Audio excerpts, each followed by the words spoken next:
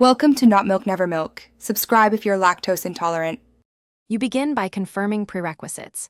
Putty installed, host IP or DNS, SSH port, usually 22, and a username.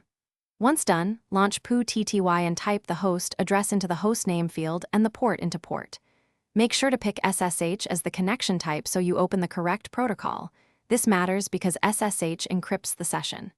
If you plan to use key-based auth, point Putty to a PPK file under auth, or load a key into Pageant before continuing. Next, configure the authentication and session behaviors so connections are repeatable and stable.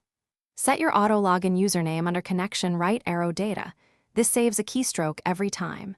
Then go to connection right arrow SSH right arrow auth and load the PPK private key, or ensure Pageant has the key loaded.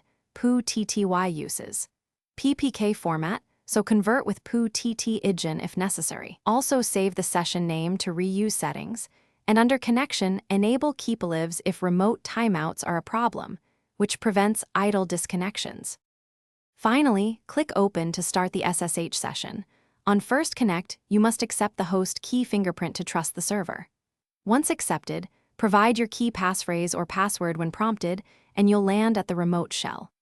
If the connection fails, check basic network reachability with ping and try telnet host port to verify the SSH port is open.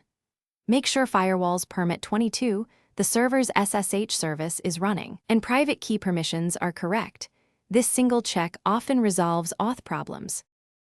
Thanks for watching. If this was helpful, leave a like and consider subscribing. See you next time.